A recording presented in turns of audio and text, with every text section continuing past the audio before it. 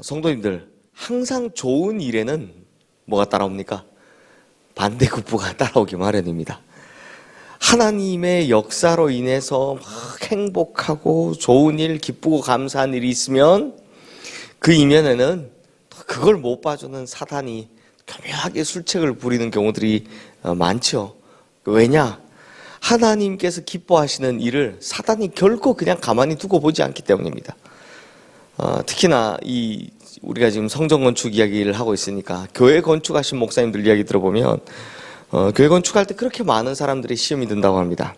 그러니까 교회를 건축하고 세울 때는 건물의 교회를 세우는 게 중요한 게 아닙니다. 뭐부터 해야 됩니까? 성도들의 믿음을 바로 세우고 성도들의 신앙을 바로 세우는 것이 훨씬 더 우선되어야 되고 훨씬 더 중요한 겁니다.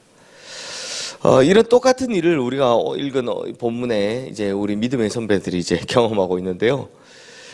이들이 포로로 끌려갔다가 70년 만에 귀향할 때는 이 사람들이 가지고 있었던 유일한 소망이자 소명이 뭐였습니까? 사명이었습니다. 성전 재건이었습니다. 그런데 이게 참 쉽지 않았습니다. 그래서 귀환한 지 얼마나 걸렸냐?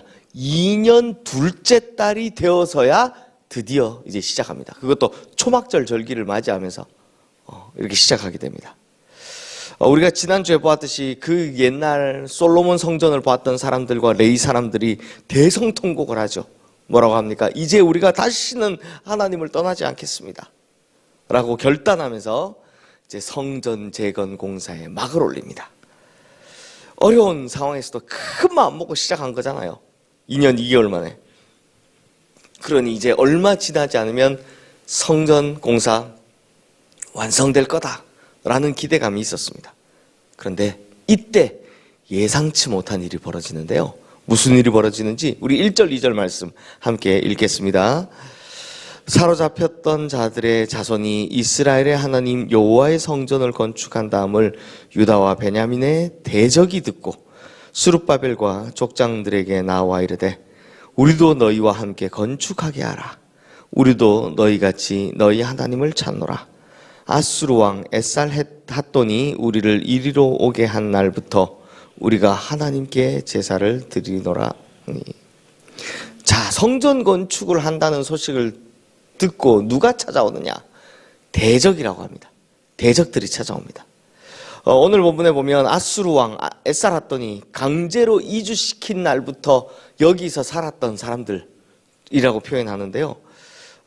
그러니까 기원전 722년 북이스라엘이 멸망할 때 그 직전에 이제 아수르 왕이 쳐들어와서 이제 사마리아의 아수르 군대가 주둔하기 시작하죠. 이때 아수르에 의해서 막 강제로 이주된 사람들, 그러니까 아수르 정책 기억하십니까? 막 강제로 막 옮겨서 강제로 혼인시키는 정책. 그러니까 외지에 있는 사람들이 막 그냥 다 들어온 겁니다.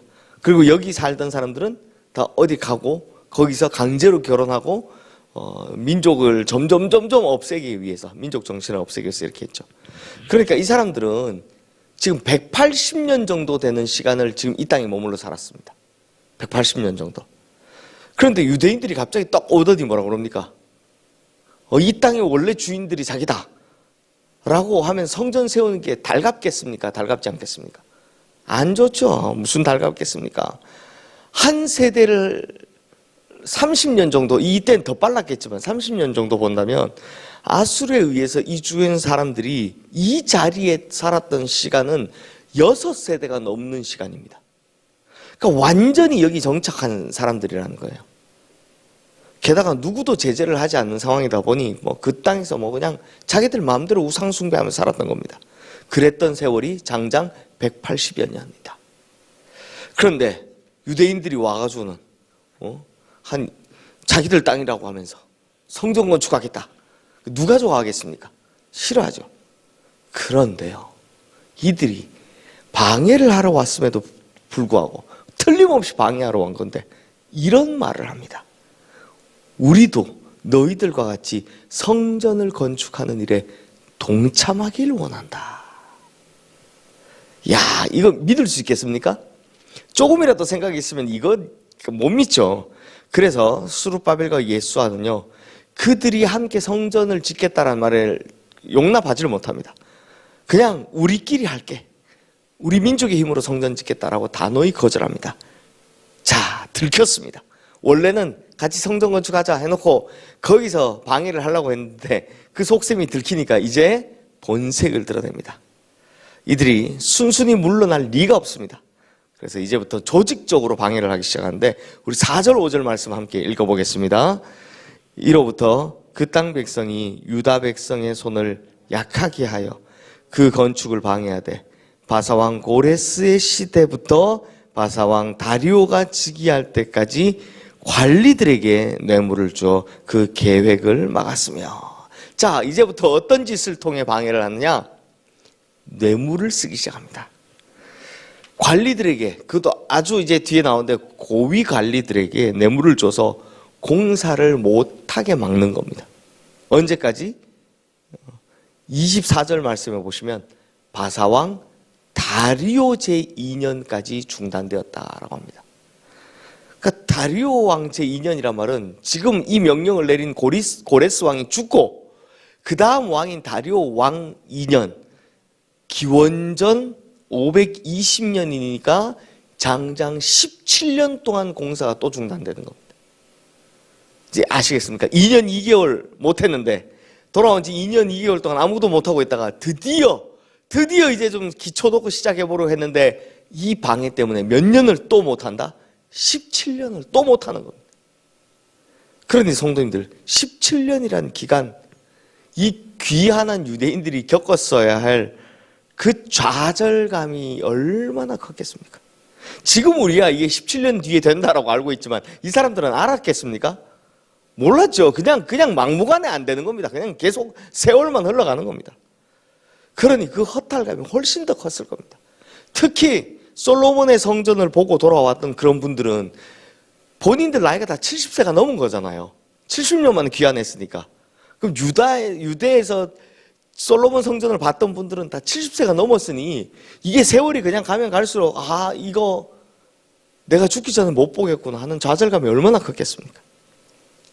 그러니 당연히 이런 마음이 들겠죠.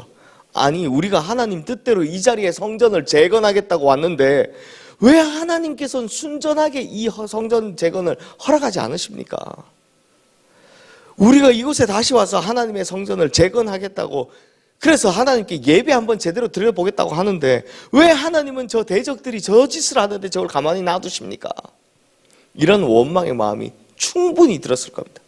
충분히 들었을 겁니다.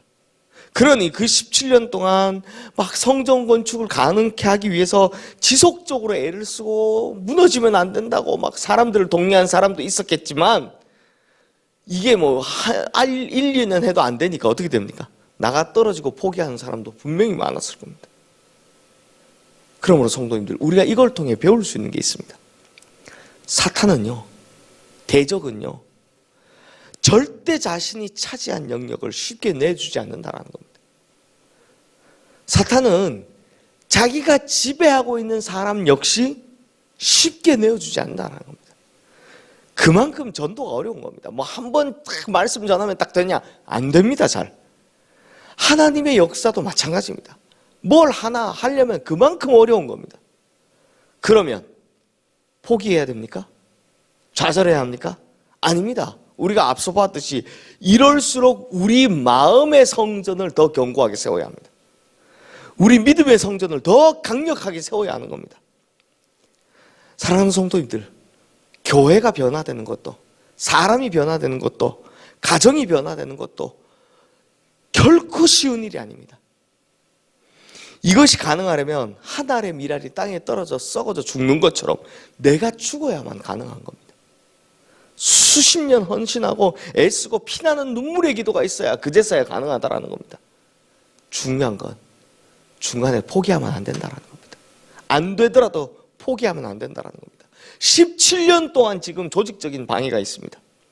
그런데 우리가 내일 또 보게 되겠지만 포기하지 않았기 때문에 훗날 이 성전의 재건이 완성됩니다. 그러므로 성도님들, 포기하지 않고 끝까지 하나님의 역사가 이루어질 걸 위해 애쓰고 기도하면, 이 일을 위해 전진하고 또 전진하면 그 교회의 변화, 사람의 변화, 하나님 역사를 이루는 것을 위해서 계속 포기하지 않고 나아가면 비록 우리 눈에는 변화되는 것이 너무 천천히 움직이기 때문에 변화되는 것이 없는 것처럼 보일지라도 하나님의 역사는 어떻게 돼간다고요? 조금씩 한 걸음 한 걸음 나가고 있다는 겁니다.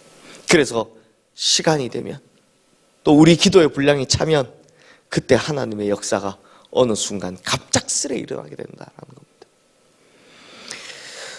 우리 성도님들 혹시 긴 기도 제목을 가지고 오늘도 기도하고 계신 분이 계십니까? 그런데 눈에 변화가 하나도 보이지 않아서 답답해 하십니까?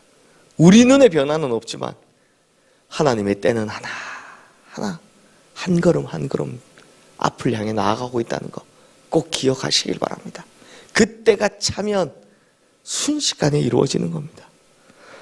또한 길고 긴 영적 전쟁, 특히 예를 들면 내가 우리 가족 중에 누구 하나를 두고 기도하고 있다든지 아니면 하나님의 역사가 이루어지길 계속 기도하고 있다든지 이 길고 긴 영적 투쟁 가운데 계신 분이 계시다면 절대 포기하지 마십시오.